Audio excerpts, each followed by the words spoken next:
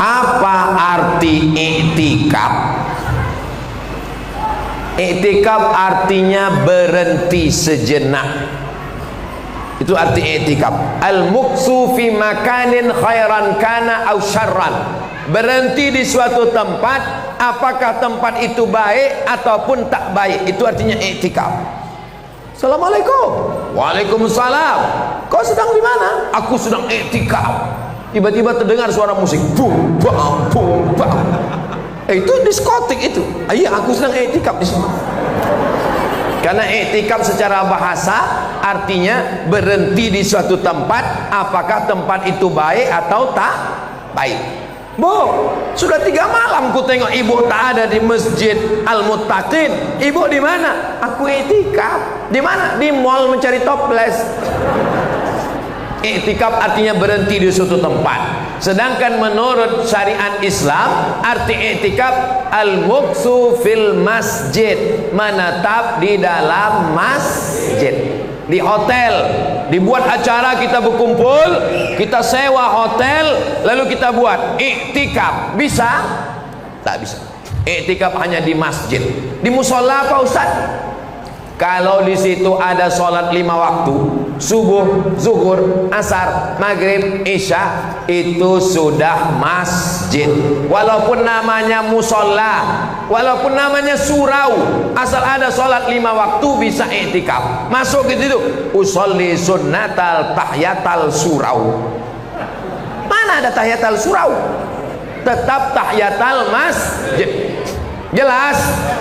Kalau ada sholat Jumatnya namanya masjid jami. Kalau tak ada Jumatnya namanya masjid saja, tak pakai jami. Ada sholat Jumat di sini? Ada lah, kan ada mimbar nih. Kan ada mimbar. Untuk apa nih kalau tidak sholat Jumat? Maka di sini i'tikaf. Tapi musola yang dekat sini bisa dipakai untuk i'tikaf. Apa mesti di masjid Pak Ustadz? Mesti di masjid. Tak boleh dilakukan di rumah. Ini bertanya apa menawar? Tidak bisa i'tikaf di rumah, i'tikaf di masjid. Apa yang dilakukan waktu i'tikaf tuh Pak Ustadz? Pokoknya masuk ke masjid, diam aja di situ. Tanya orang, kau kenapa sini? Aku i'tikaf. Apa yang kau buat? Suka hati aku lah. Yang dilakukan di dalam i'tikaf itu 5. Yang pertama, sholat.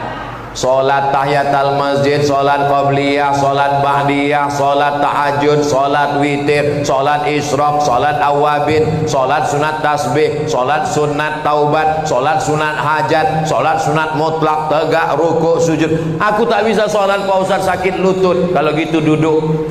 Baca Membaca Quran pun tak bisa Pak Ustaz, kecil kali hurufnya. Kau baca aja yang ada tertulis di situ.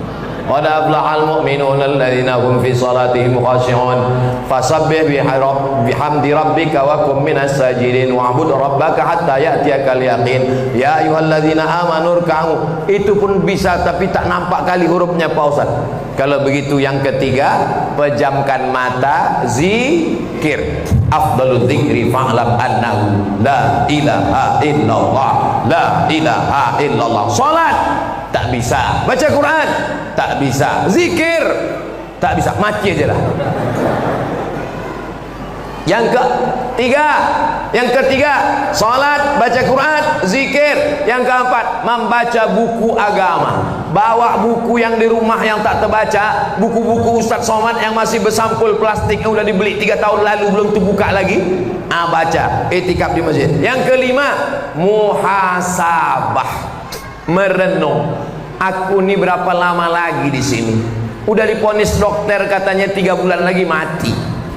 Apa yang akan kubawa bekal menghadap Allah? Apa mau istriku ini kubawa mati? Kita pastikan dulu ya. Bu, kalau bapak ini mati, ibu mau ikut? Jelas? Jelas? Mungkin kurang dengar orang nih. Kutanya sekali lagi. Kalau bapak ini mati, ibu mau ikut? Yang akan menemani kalian adalah sholat, yang menemani kalian adalah zakat, yang menemani kalian adalah baca Quran, yang menemani kalian adalah zikir. Kalian mati, masuk liang lahat, ditimbun, dimakan cacing tanah. Mereka dipinang brownies, brondong manis. Tidak apa-apa.